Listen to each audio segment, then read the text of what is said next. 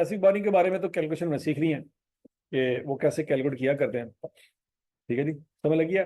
Total loan पे rate लगाएंगे, interest आ जाएगा, उसमें से कुछ पैसे अगर आपने सेविंग में जमा करवाए हुए हैं उस पर अगर इनकम आ रही है तो वो माइनस करते हैं। याद आ गया? उस महीने का इंटरेस्ट जिस महीने में बिल्डिंग नहीं बन रही प्रॉफिट लॉस में जाएगा, और अगर उस महीने में इनकम आ रही है तो वो भी प्रॉफिट लॉस में जाएगा। यहाँ तक का पॉइंट क्लियर हो गया सबको? जनरल बोरिंग, जनरल बोरिंग का कंसेप्ट ये है कि आपने कर्जा ले लिया बैंक से, लेकिन उसको नहीं बताया कि हमने बिल्डिंग बनानी है। आपने बैंक से कर्जा ले लिया, कभी बिजनेस के लिए पैसे चाहिए, बैंक ने दे दिया, उसमें से कुछ पैसे आप क्या लगा रहे हैं? बिल्डिंग पे लगा रहे हैं। बाकी जो कर्जा है उसमें से सैलरी भी पे कर रहे हैं, मटेरियल बाय कर रहे हैं, बिल्डिंग को कंस्ट्रक्ट कर रहे हैं, अगले पीछे जितने भी खर्चे हो रहे हैं सारे उसी कर्जे में से कर रहे हैं। इसका मतलब ये स्पेसिफिक लोन नहीं है फिर। समझ लगी बात? तो ये कौन सा लोन है? जनरल लोन है। If a loan is for more than one purpose including a qualifying asset, तो उसमें आप ये भी बना रहे हैं, then loan is called as general purpose borrowing. These funds may be utilized for buying inventories, paying off expenses, and multitude of other purpose in addition to acquisition, construction और production of a qualifying asset। कहता qualifying asset पे भी पैसे लगाओ, inventory को भी bye करना है, सैलरियां भी पे करनी है, बिजली का बिल भी देना है, गैस का बिल भी देना है, और भी छोटे मोटे खर्चे करने हैं, तो सारा कुछ उस लोन में से कर रहे हैं आप। अब एग्जांपल देखें, कहता फर्ज करो जी एक कंपनी ने बैंक से लोन लिया 20 मिलियन का। कितना लोन लिया? 20 मिलियन। किस रेट पे? तो 20 का लिए 12%, कितना सूद पड़ जाएगा?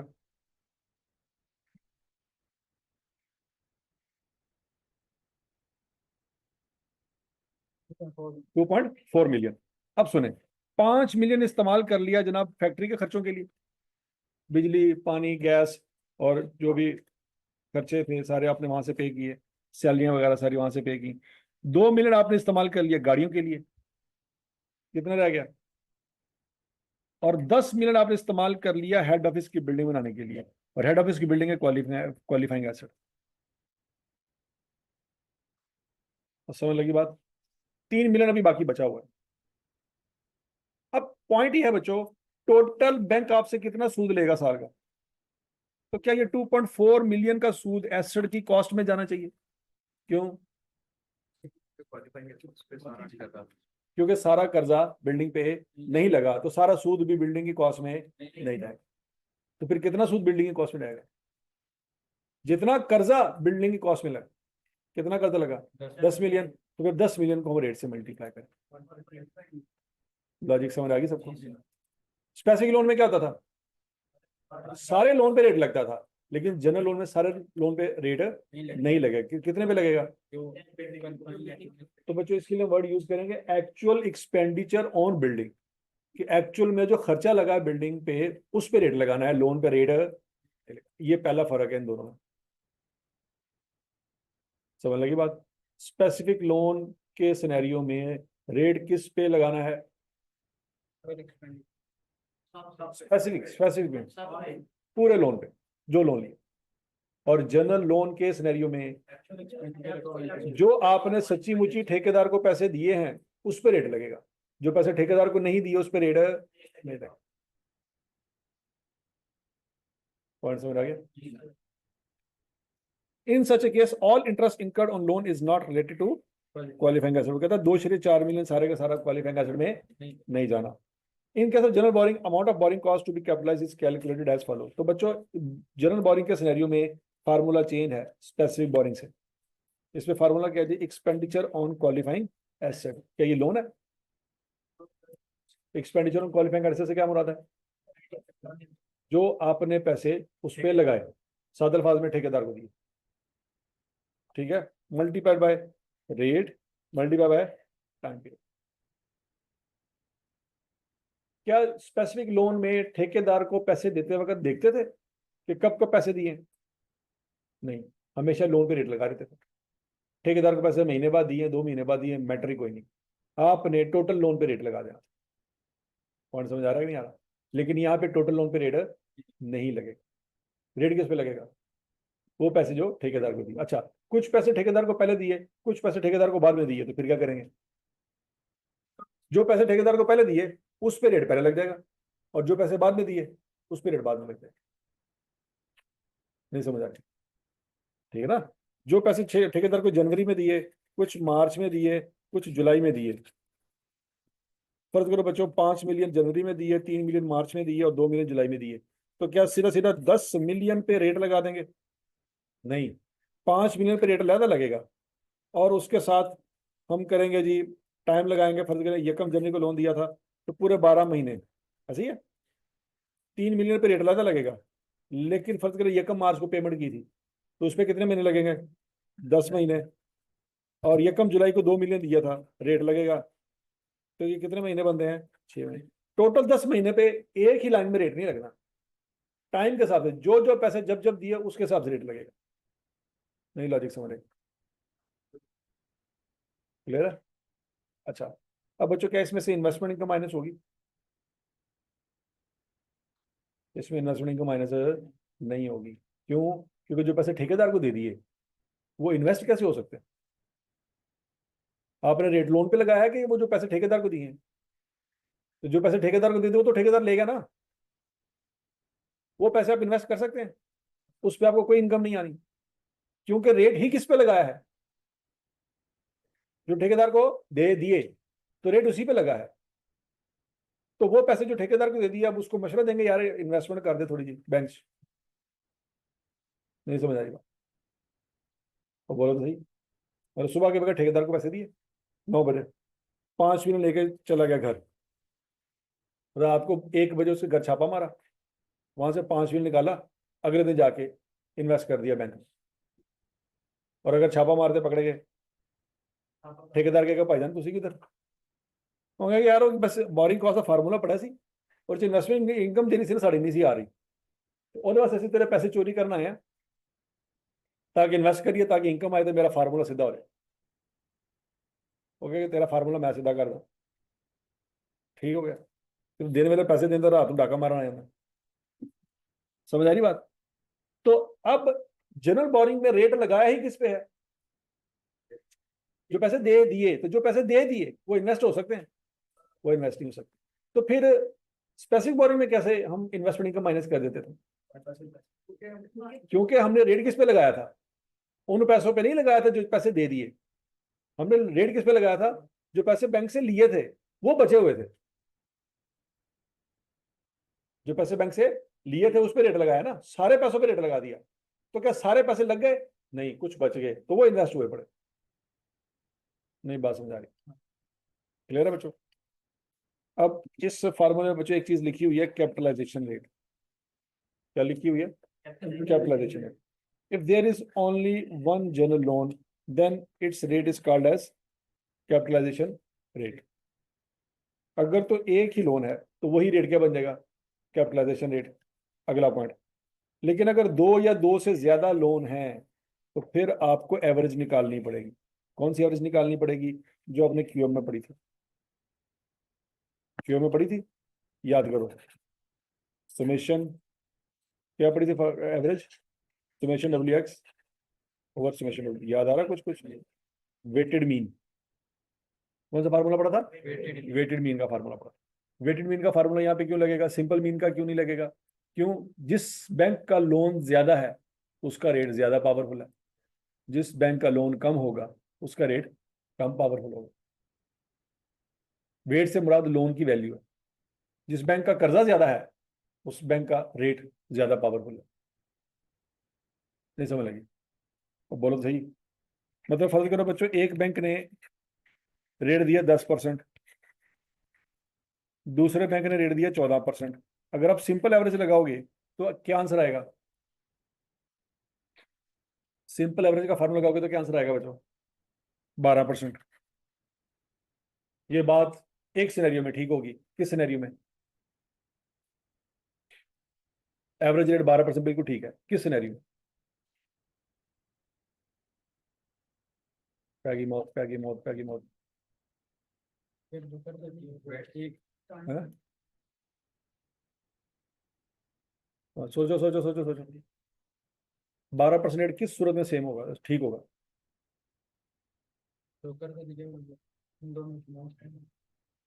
जो ए और बी से कर्जा लिया हुआ है, अगर वो कर्जा सेम है, चलो अगर दोनों बैंकों से लिया हुआ कर्जा क्या है, सेम हुआ, तो फिर सिंपल एवरेज ही सही आंसर आपको दे रही होगी। 10 और 14 को जमा करो, 2 पे डिवाइड करो, आंसर ठीक आ जाएगा 12%। लेकिन मसला ये है कि अगर एक बैंक से कर्जा लिया हुआ है 10 लाख और दूसरे बैंक से कर्जा लिया हुआ है 1 लाख, तो अब 10 जमा 14 डिवाइडेड बाय 2 नहीं करेंगे। नहीं समझ रही? वो सिंपल एवरेज वाला formula summation X over N याद आ रहा कुछ कुछ? ये फार्मूला किस चीज का है? पैगी मौत, कई 100 साल पहले पढ़ा था।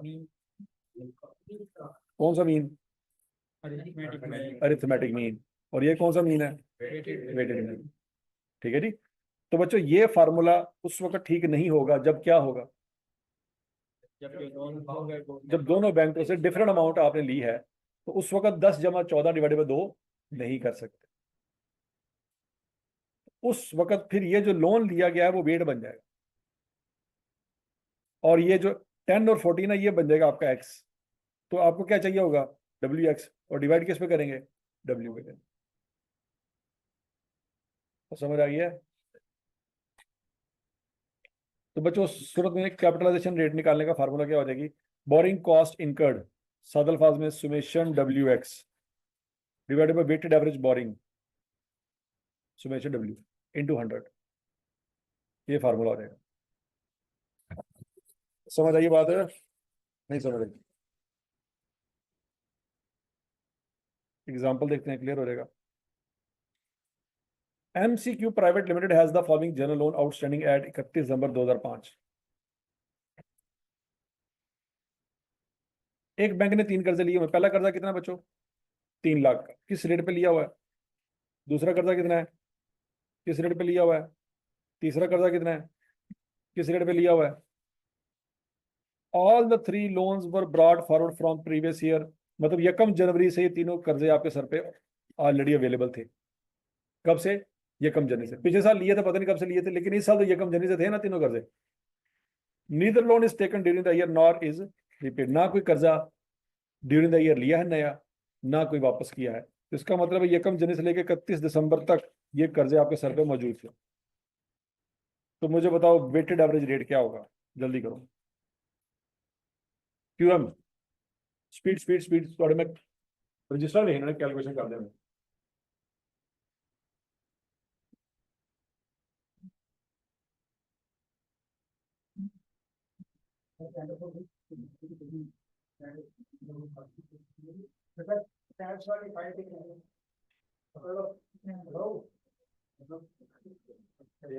थोड़ा सा आगे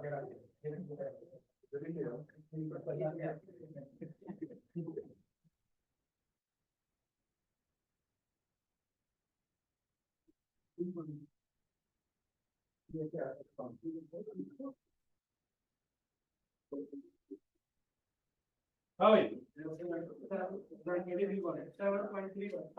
ये बहुत आंदा करियो उधर गया, करियो उधर गया, करियो उधर गया रसिया।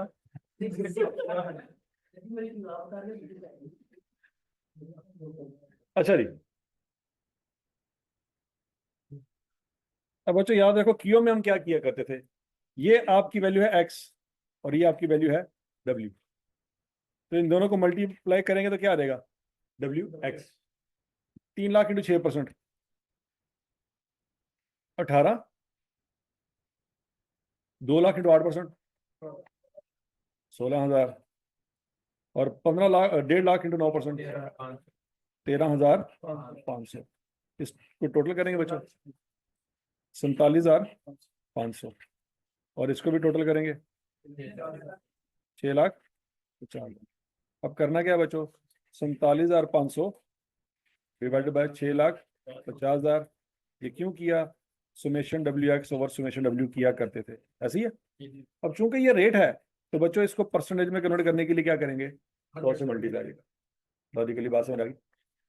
अच्छा, ये तो हमने क्यूएम के हिसाब से कर दिया, लेकिन लॉजिकली सोचना पड़ेगा कि ये ब्ला क्या चीज है, ये 47,500 क्या चीज है? ये टोटल सूद है सारे कर्जों में। इस मतलब पूरे साल में इस कंपनी ने तीनों बैंकों को मिला के कितना सूद देना है? 47,500। और इस कंपनी में तीनों बैंकों का टोटल लोन है कितना? तो वो कह सकते हैं ना कि मेरे पास तीनों बैंकों का मिला के जो इंटरेस्ट रेट बनता है वो कितना बनता है? 7.31। क्या ये बात समझ लगी? तो बोलो तो सही। ठीक है। लेकिन बच्चों अगर हम ऐसा करते कि इन तीनों पे 6 + 8 + 9 डिवाइडेड बाय 3, फार्मूला कौन सा लगाते? सुमेशन एक्स ओवर एन वाला। तो क्या उससे जो आंसर आता वो ठीक आता?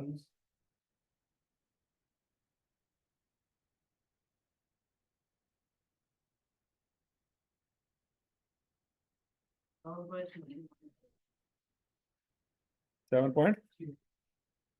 तो ये क्या रे, ये रे ठीक है, ये गलत है।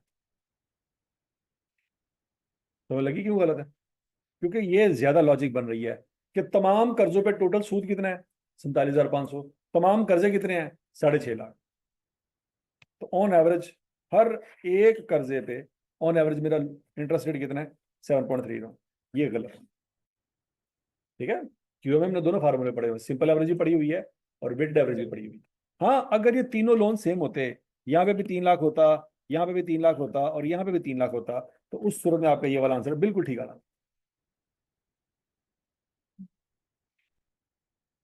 समझ आ रही बात? लेकिन फिलहाल ये आंसर ठीक नहीं है। हम वेटेड मीन समझ आ गया थी कैसे अप्लाई करना है, और लॉजिक भी समझ आ गई कि ऊपर क्या रखा है नीचे क्या है। ठीक हो गया जी? अच्छा, ये तो हमने बच्चों एवरेज एक रेट निकाल लिया। अब सोच समय का जवाब देना। जब पहले बैंक से आपने कर्जा लिया, तो क्या उसने जो 3 लाख रुपए दिया आपको, क्या वो सारे 500-500 वाले नोट होंगे? सोचो। दूसरे बैंक ने जो आपको कर्जा दिया, कितना कर्जा दिया जी? 2 लाख। तो क्या उसने 1,000-1,000 वाले नोट दिए होंगे? और तीसरे बैंक ने जो आपको 1.5 लाख का कर्जा दिया, तो क्या उसने 500-500 वाले नोट दिए होंगे? क्या तीनों बैंकों के नोट में हम फर्क कर सकते हैं कि ਉਹਦਾ पिंक कलर का नोट है, ਉਹਦਾ ग्रीन कलर का वे, तो ਉਹਦਾ ब्लू कलर का है? या ਉਹਦੇ गांधी की फोटो लगी, और लामा इकबाल दी है, तो और जनाब वो यूके के प्रिंस चार्ल्स की फोटो लगी। तीनों बैंकों के नोटों में फर्क कर सकते हैं? नहीं कर सकते। अब जब हमने ठेकेदार को पैसे देने 70,000, तो क्या उस वक्त हम ये याद रखेंगे कि किस बैंक का लोन निकाल के इस बंदे को दे रहे हैं? नहीं, वो सब कुछ तो मिक्स हो चुका हो। नहीं समझ लगी? तीन बैंकों से कर्जा लिया है, वो सारे पैसे आपस में क्या हो चुके हैं? मिक्स हो चुके हैं। तो ठेकेदार को 70,000 देते वक्त हम ये नहीं याद रख सकते कि ये बैंक 1 का लोन निकला है कि 2 का निकला है या 3 का निकला है। तो इसलिए अपनी जिंदगी आसान करने के लिए हमने क्या कर लिया? तीनों बैंकों को मिक्स करके क्या कर लिया? एक रेट निकाल ली, 7.31।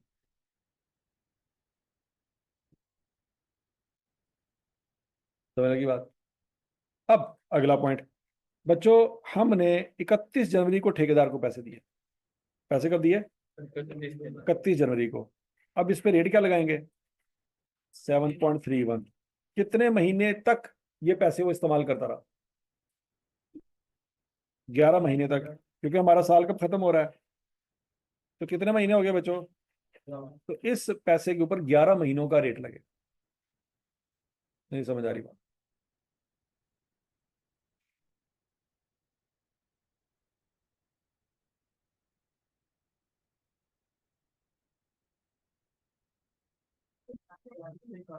4691। ठीक हो गया नहीं?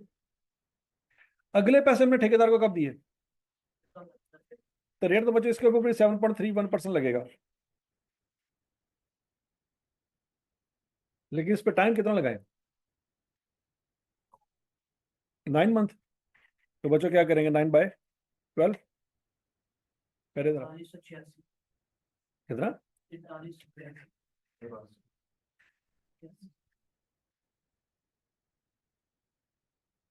समझ लगी?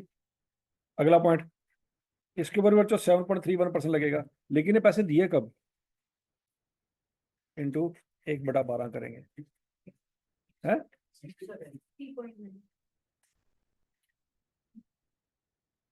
तो इन तीनों को टोटल करेंगे, टोटल इंटरेस्ट कैलकुलेट हो जाएगा।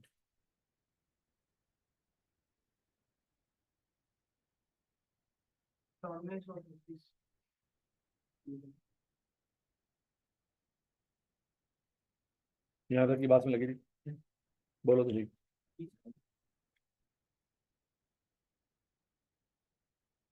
अच्छा जी, अब हमने बच्चों देखो कर्जा तो 6.5 लाख का था। कर्जा कितना था? बिल्डिंग में अभी तक कितना खर्चा लग चुका है? 70 80 या 10? 1,60,000। तो बाकी पैसे तो बचे होंगे, तो वो कहीं ना कहीं इन्वेस्ट किए होंगे, तो उसके ऊपर इनकम आ सकती है कि नहीं आ सकती? माइनस करेंगे कि नहीं करेंगे? करेंगे। सोचो जरा।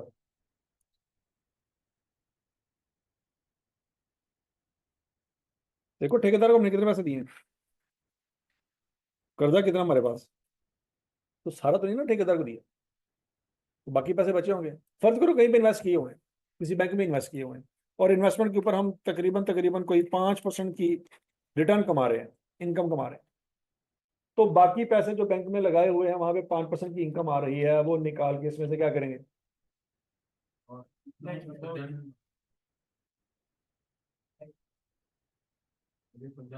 यहाँ पे माइनस करेंगे? नहीं करेंगे, ये बात याद रखें। यहाँ पे आईकैप आपको घुमाएगा। क्यों नहीं माइनस करेंगे? क्योंकि हमने रेट लोन पे कभी लगाया ही नहीं। हमने रेट किस पे लगाया?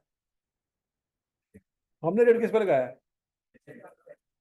हमने रेट किस पे लगाया है? आवाज नहीं आ रही।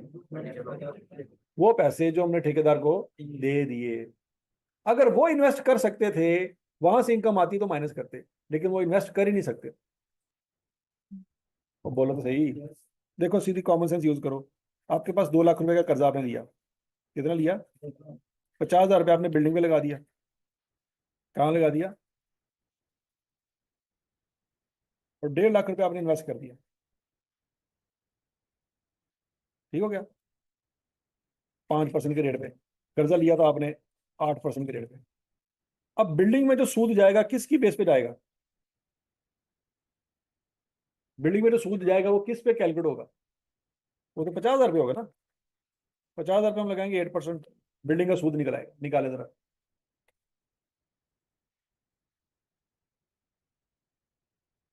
40? 4,000? अच्छा। और ये 1.5 लाख रुपए आपने इन्वेस्ट किया हुआ है, तो 7,500 की मेरे ख्याल आपको इनकम भी आ जाएगी। आ जाएगी ना? तो क्या ये इनकम इसमें से माइनस कर सकते हैं? नहीं कर सकते। क्यों नहीं कर सकते? बोलो सही। पहले तो ये बताना, उस 1.5 लाख पे सूद पड़ेगा हमें कि नहीं पड़ेगा? किस रेट पे पड़ेगा? 8% पे। वो एक्सपेंस जो आ रहा होगा उसमें 7,500 माइनस होगा, क्योंकि वो आपस में मैच कर रहे हैं। वो 7,500 इस 50,000 के सूद में से माइनस है, नहीं हो सकता। कॉमन सेंस समझ आ रही है कि नहीं आ रही है? नहीं समझ रही? क्लियर है? हाँ, अगर स्पेसिफिक बोरिंग होती, कौन सी बोरिंग होती, तो बिल्डिंग की कॉस्ट में कौन सा सूद जा रहा होता? 50,000 इंटू रेट। बिल्डिंग कॉस्ट में कौन सा सूद जा रहा होता? 2 लाख इंटू 8% जा रहा होता ना। तो उस वक्त अगर 1.5 लाख इन्वेस्ट किया था और 7,500 कमाया था, तो वो माइनस होगा।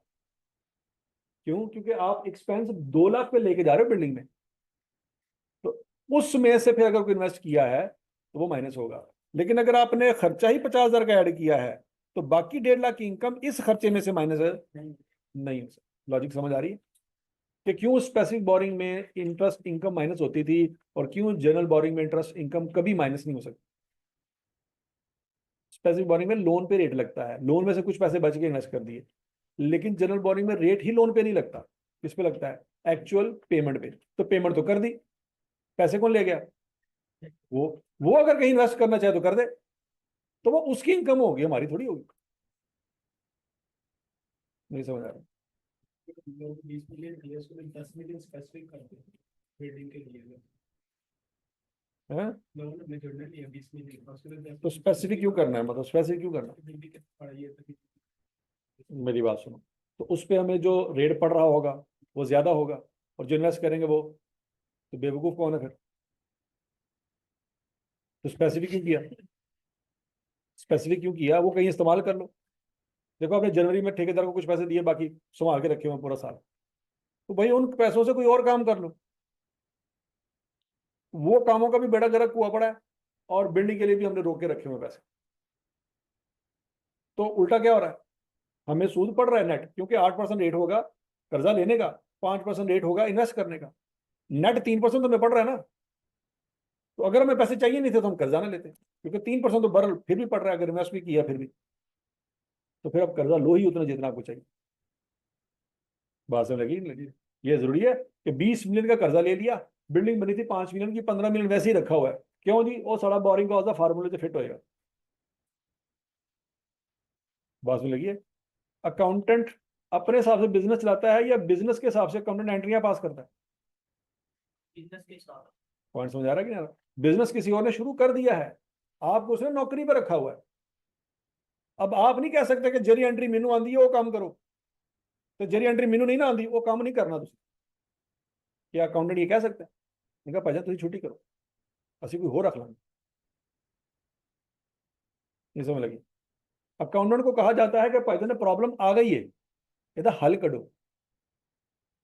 वो कहने जे तुम मेरा मशवरा करते मैं तुम्हें प्रॉब्लम आने नहीं देनी, क्योंकि मैं तुम्हें काम करने ही नहीं देना। तुम भी नौकरी करते तो मैं भी नौकरी करता, तो थोड़ा मैं तुम्हें फैक्ट्री नहीं बना देनी।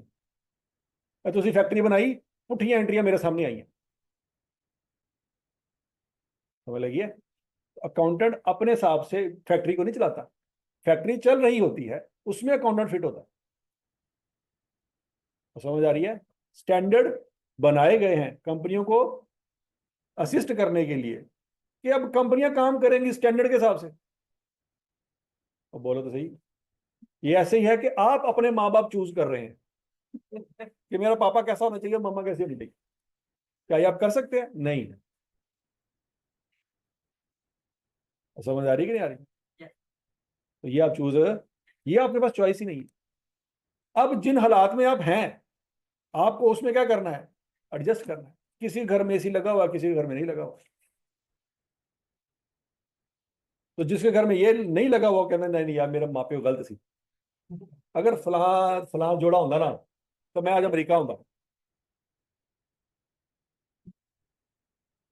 समझ आ रही कि नहीं आ रही? तो आप तो दुनिया में आ गए, अब सोचना यह है कि गुजारा कैसे करना, ये नहीं सोचना कि रिवर्स रिएक्शन। तो समझ आ गई बात? तो कंपनी में कर्जा लिया जा चुका है, आपने देखना है कि कैलकुलेशन कैसे करनी है। आप अपने हिसाब से कर्जे नहीं एडजस्ट कर सकते। तो समझ आ गई बात है? तो जनरल बोरिंग और स्पेसिफिक बोरिंग में कैलकुलेशन का जो फर्क है उसकी वजह समझ आ रही है कि नहीं समझ आ रही? अब बच्चों ध्यान से, पिछला सवाल था आसान, क्यों? क्योंकि सारे कर्जे 12 महीने के लिए आउटस्टैंडिंग थे, 12 महीने के लिए आपके पास लोन अवेलेबल थे। लेकिन बच्चों कभी ऐसा भी हो सकता है कि कोई एक कर्जा 12 महीने के लिए ना हो, ड्यूरिंग द ईयर लिया हो, तो उसमें तो फिर पूरे साल का सूद नहीं ना पड़ेगा। नहीं समझ आ रही? अब जरा सवाल देखते हैं। Sublime sports limited is currently manufacturing its power plant up to 31 December 2003। The company has incurred cost totaling 5 lakh रुपया। कितना खर्चा हो चुका है जी on construction of one of its plants? The following general loans are outstanding. पहला कर्जा है जी 9% के हिसाब से, कहाँ से लिया था? एमसी बैंक से। दूसरा कर्जा 10% के हिसाब से, कहाँ से लिया था? तीसरा कर्जा 11% के हिसाब से, कहाँ से लिया था? अब अगला point, loan from HBL was taken on July 1, 2003। वो कहता है जी कि HBL वाला जो लोन है ना इस साल लिया है। कब लिया है? इस साल। कब लिया है? ये कम जुलाई को। While other loans were brought forward from previous year. मतलब ये वाला कर्जा भी 1 जनवरी से आपके पास पड़ा हुआ था, और ये वाला कर्जा भी 1 जनवरी से आपके पास पड़ा हुआ था, पिछले साल से आ रहा है। लेकिन ये वाला कर्जा 1 जनवरी से आपके पास अवेलेबल नहीं था। ये कब अवेलेबल हुआ? 1 जुलाई को हुआ। अब बच्चों अगर मैं 5 लाख को 9 से मल्टीप्लाई करूं तो बात समझ आती है, 3.75 को 11 से मल्टीप्लाई करूं तो भी बात समझ आती है। लेकिन अगर मैं 6.25 को 10 से मल्टीप्लाई करूं तो वो बात ठीक है नहीं। क्यों बोला?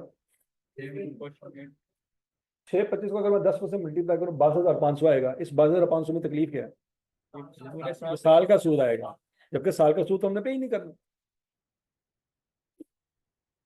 लॉजिक समझ आ रही कि नहीं आ रही? तो बच्चों हम करते क्या हैं, अगर आपने बचपन में फार्मूला पढ़ा हो I = P/R/T, याद आ रहा है कुछ कुछ?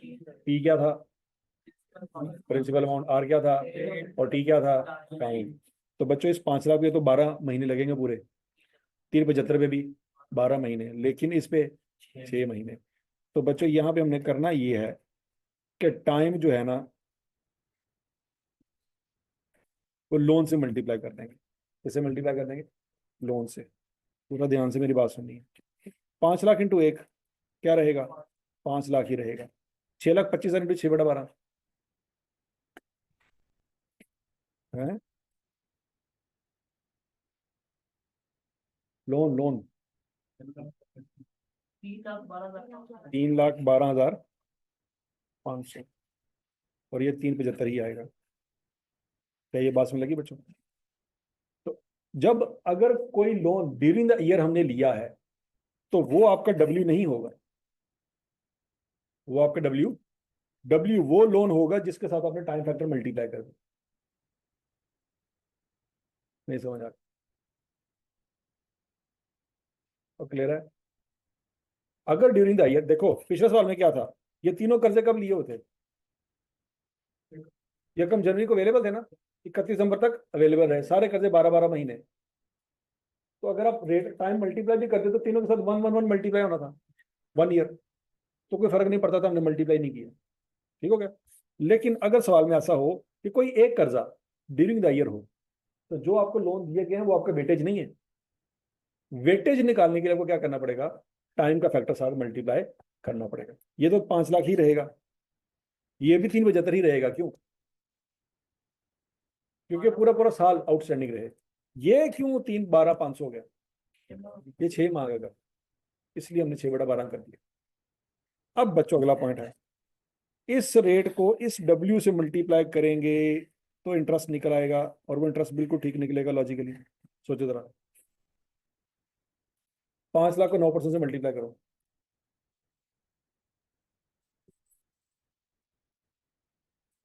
हाँ जी, 10% को किससे मल्टीप्लाई करना है? 3,12,500 से करना है। हाँ जी करो। 31,250। 11% को किससे मल्टीप्लाई करना है? 375 से करें। 41,250। अब आपके दिमाग में कीड़ा आ रहा होगा कि सर जी ये फार्मूला क्यों नहीं लगाया आप? बच्चों करके देखो, क्या मैंने यही फार्मूला लगाया जो क्यू में आपने पढ़ा था? लोन कितना था? 6,25। रेट कितना था?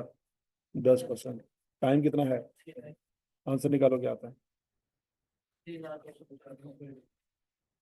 तो मैंने क्या लिखा हुआ है? अकल आ गई? हाँ।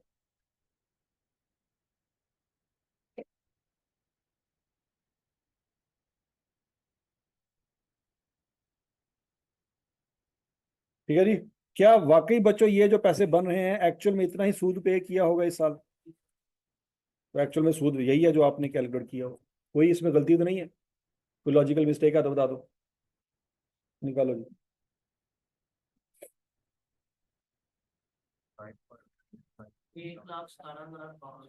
1,17,000 ये टोटल एक्चुअल में सूद पे किया होगा, ऐसी है। और आपके सर पे जो कर्जे थे पूरा साल, वो कर्जे कितने थे?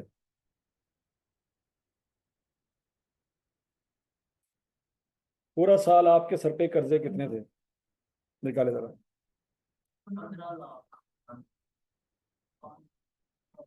पूरा साल आपके सर पे कर्जे कितने थे? 15 लाख नहीं थे। क्यों? एक कर्जा ऐसा था जो पूरे साल नहीं था। अकल आ गई? अगर आप 15 लाख पे डिवाइड करेंगे तो अपना आंसर गलत है। क्यों? एक कर्जा ऐसा था जो पूरा साल नहीं था। देखो आपने सूद लिया पूरे साल का, तो फिर लोन भी वो लेने जो पूरे पूरे साल के बनते हैं। इन तीनों को जमा करोगे तो ये तो पूरे साल के नहीं है। 5 लाख पूरे साल का है, 375 पूरे साल का है, लेकिन 625 पूरे साल का लोन नहीं। इनको जमा करना फिर ज्यादती है। समझ रही है? इसलिए मैंने लोन को टाइम से मल्टीप्लाई कर दिया। क्यूएम में आप रेट को टाइम से मल्टीप्लाई किया करते थे, लेकिन यहाँ पे मैंने क्या किया है? लोन को टाइम से मल्टीप्लाई कर। ये वो कर्जे हैं जो पूरा साल आपके सर पे रहे। निकालो क्या आंसर आता है? 11,87,000। लॉजिकली समझ रही बात? नहीं समझ रही? बोलो तो सही। अब जब रेट निकालने तो बच्चों क्या करेंगे, 1,17,500 डिवाइडेड बाय 11,87,500 मल्टीप्लाइड बाय 100। क्या आंसर आता है?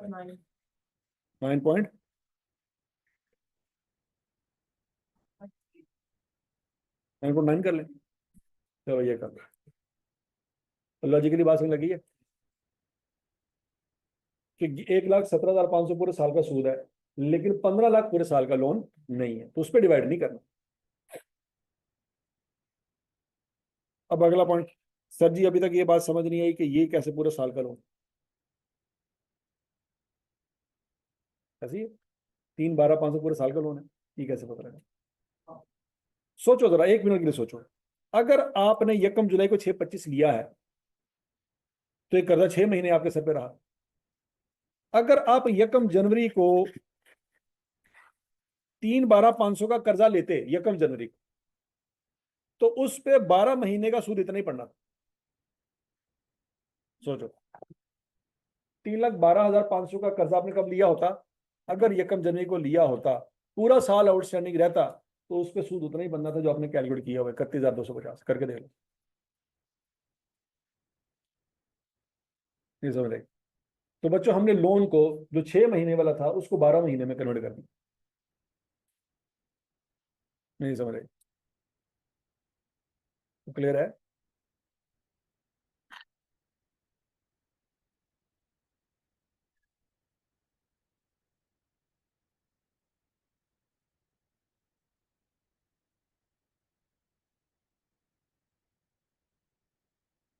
अच्छा जी, रेट क्या निकला है बच्चों? पहली रिक्वायरमेंट उसने मांगी थी कैपिटलाइजेशन रेट निकालने हैं, समझ आ गई। दूसरी रिक्वायरमेंट है कि बताओ बिल्डिंग की कॉस्ट में कितना सूद जाएगा। इस रेट को क्या करेंगे? एक्सपेंडिचर से सवाल में दिए हुए, ढूंढो ढूंढो ढूंढो ढूंढो, मिल गए? निकाले जरा आंसर, सूद निकालें जो बिल्डिंग की कॉस्ट में जा रहा है, जल्दी जल्दी।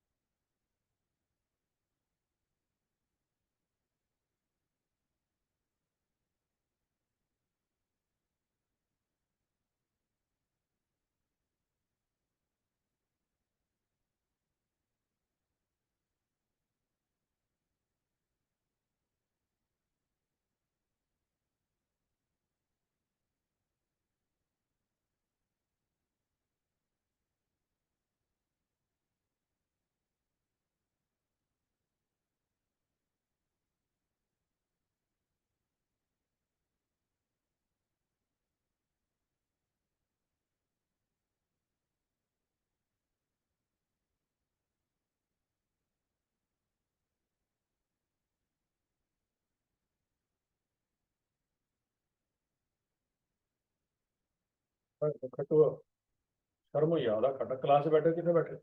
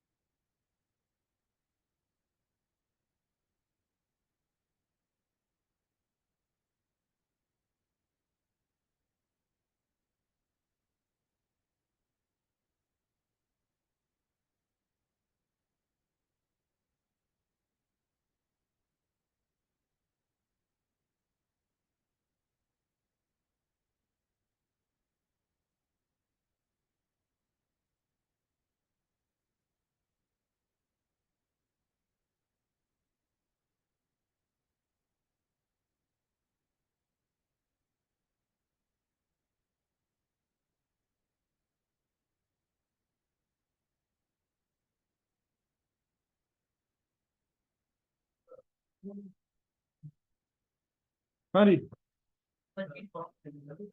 कैसे बच्चों? इस 3 लाख पर रेट लगेगा 9.9%।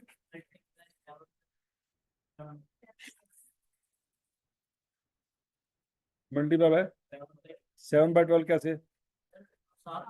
31 मई को पैसे दिए थे, मतलब 31 मई को पैसे उस लोन में से निकाले होंगे, ठेकेदार को दे दिए होंगे, मीटर चालू हो गया। समझ लगी कि क्या आंसर आता है?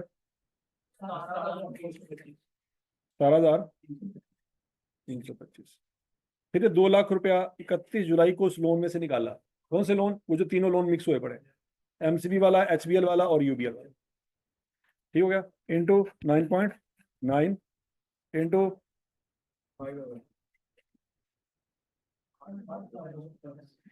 8,200, टोटल 25,575। पार्ट भी समझ आ गया? कोई यहां तक सवाल है तो बताओ। Part C, calculate the carrying amount as on 31 December 2003। Building की कैरिंग अमाउंट बताओ कितनी आती है?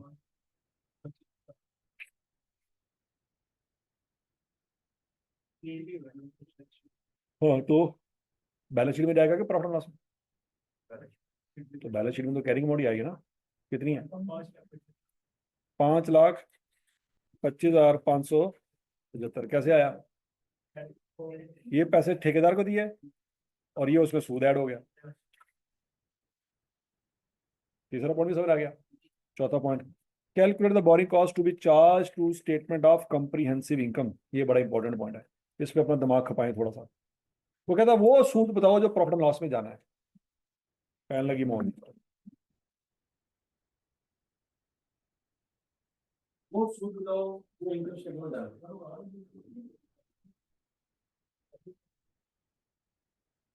बिल्डिंग आपने खरीदी है, उसमें जो है खर्चा है, उसको कैरिंग अमाउंट बिल्डिंग क्या खर्चा है?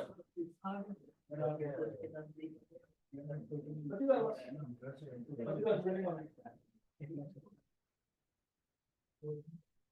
25,000 की बाइक है तो बिल्डिंग वाले बैठे दोबारा लेके आना।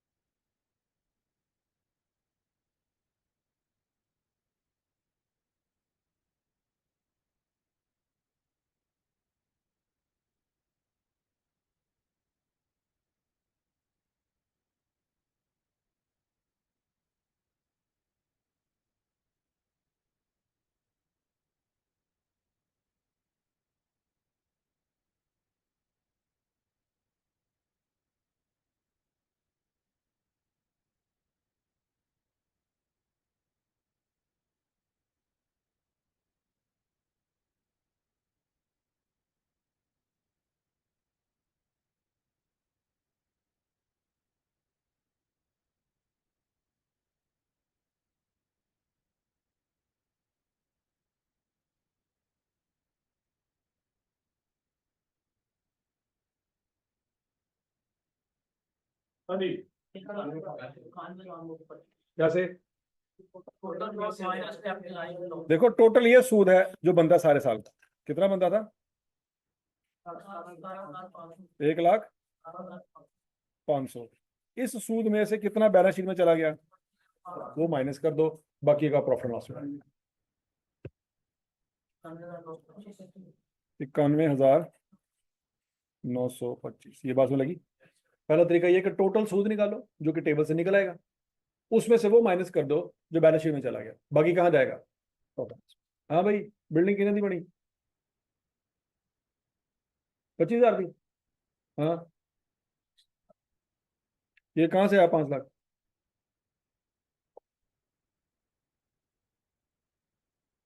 है वाला 5 लाख।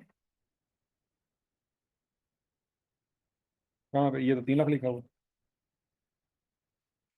ये कैसे जमा हो गए इसके अंदर? पता नहीं ये कैसे जमा हुए।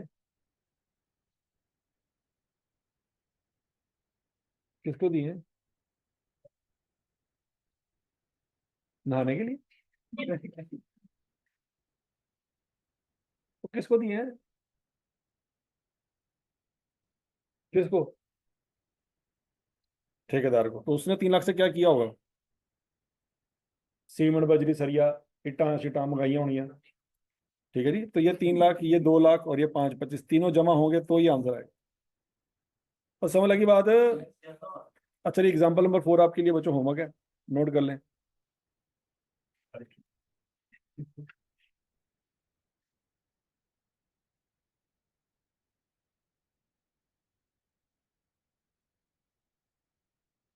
कर ली note?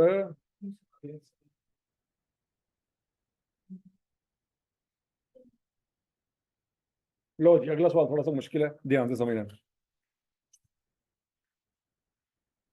Soccer limited began the construction of a new stadium on 1 जनवरी 2005। कब कंस्ट्रक्शन शुरू की बच्चों? जब भी ये वर्ड आता है ना, जनरल बिगेन कंस्ट्रक्शन, तो इसका मतलब है कि आपकी दो बातें बाय डिफॉल्ट पूरी अगर क्वेश्चन आ लेना। नंबर 1, पैसे दे दिए होंगे। नंबर 2, एक्टिविटी स्टार्ट होगी होंगी। खास तौर पे सवाल में एक्टिविटी स्टार्टेड कवर्ड सवाल में आपको नजर नहीं आएगा। यही चीज आपको बताएगी कि एक्टिविटीज भी स्टार्ट हो चुकी होंगी। ठीक है। पहली पेमेंट वैसे उसने बता दी है, किस तरीके को दी थी। तो पहले पैसे पकड़ा दिए, उसी दिन एक्टिविटीज भी स्टार्ट हो गई होंगी। वैसे तो पूरे सवाल में कहीं नहीं लिखा कि एक्टिविटी स्टार्ट हुई है कि नहीं हुई। इसी चीज से हम ये आइडिया लगाएंगे एक्टिविटी स्टार्ट हो चुकी होंगी, क्वेश्चन साइलेंट। दो बातें पूरी होगी। वो बोलो तो सही, दो बातें कौन सी? और पैसे भी दे दी। तीसरी बात अभी रहती है, कौन सी? केड़ी? तेरा सत्यानाश तीसरी भूल गया, अरे 3 दिन नहीं हुए। तो तू कहना मैं सितंबर तक तेन याद रहेगा। पहला लेक्चर नहीं लिया था? पहले लेक्चर से पा दे, शाबाश। यकम जनवरी को ठेकेदार को पैसे दिए कितने? 3 लाख। फिर यकम अप्रैल को दिए, फिर यकम जुलाई को, यकम सितंबर को, यकम अक्टूबर। The stadium was still under construction at 31 December 2005। अभी स्टेडियम बन रहा है मुकम्मल। कितने महीने हो गए बनते बनते? 12 महीने गुजर चुके हैं। क्या बन गया है? अभी नहीं बना। ठीक हो गया जी। The construction was financed by a general borrowing. Specific borrowing की जनरल बोरिंग, उसने खुद ही बता दी general borrowing. Within the company, general loan outstanding at any one time during 2005 average 20 million. अब याद रखना बच्चों, यहाँ पे जब वो एवरेज का वर्ड इस्तेमाल कर रहा है ना, इसका मतलब क्या है कि वो इन लोन के साथ टाइम फैक्टर मल्टीप्लाई करके आपको वेटेज वाला कॉलम दे रहा है। पॉइंट समझ लग गया? उसने नहीं बताया कि कौन सा लोन कब लिया था, वो कहता इसकी आप टेंशन ना लें, कोई भी लोन कभी भी लिया हो, मैं आपको सीधा सीधा एवरेज निकाल के दे रहा हूं। एवरेज का मतलब क्या है? टाइम मल्टीप्लाई करके जो बनता है वो मैं आपको फाइनल फिगर बता रहा हूं। आपने उसके बारे में परेशान नहीं होना। अच्छा, आगे। The interest expense incurred on these loan during the year was 2.6 million. तो उसने इंटरेस्ट भी बता दिया आप। सादा अल्फाज में बच्चों उसने आपको सुमेशन डब्ल्यू एक्स भी दे दिया है और सुमेशन डब्ल्यू भी दे दिया है। आपने जस्ट डिवाइड करके क्या निकालना है? रेट निकल आएगा। 13।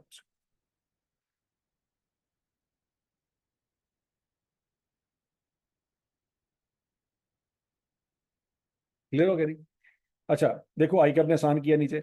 The stadium is a qualifying asset as defined by IS 23। वो ना भी बताता तो हमें पता चल रहा है कि नहीं चल रहा? पहली रिक्वायरमेंट ने क्या मांगी थी?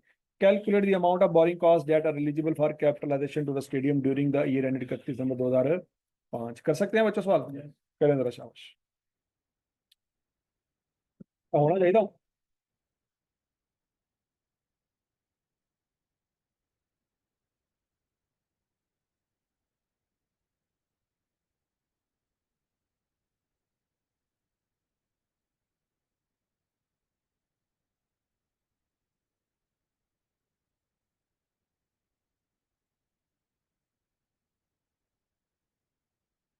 हाँ भाई हो गया क्या चलता है 87,000 कैसे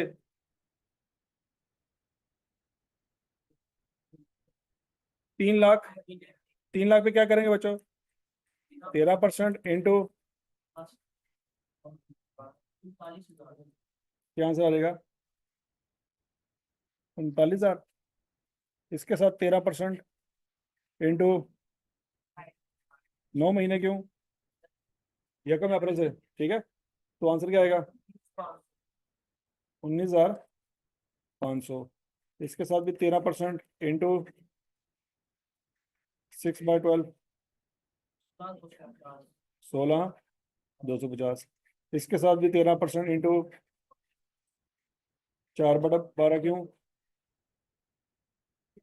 60,500 इसके साथ भी 13% इंटू 3/12 क्यों अक्टूबर नवंबर दिसंबर क्या आंसर आएगा टोटल है समझ लगी बात 87,750 अब अगला point calculate the depreciation for the year 31 December 2005 नहीं आएगी क्यों नहीं आएगी एसेट अवेलेबल फॉर यूजर नहीं हुआ अभी तक तो डेप्रिसिएशन भी नहीं आएगी तीसरा point calculate carrying amount of stadium as 31 December 2005 हाँ भाई कैरिंग अमाउंट टू करनी है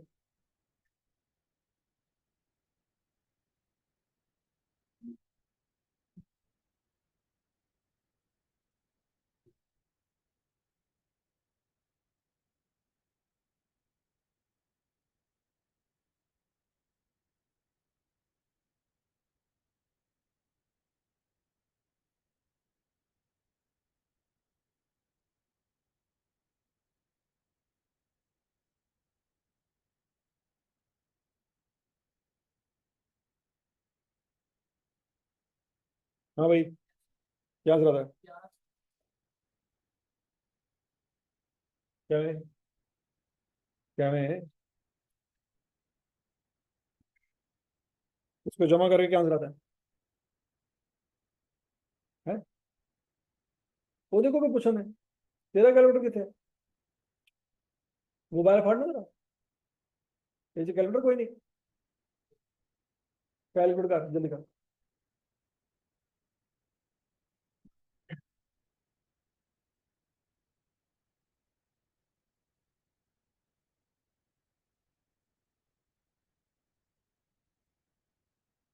उसमें क्या जमा करना है जमा कर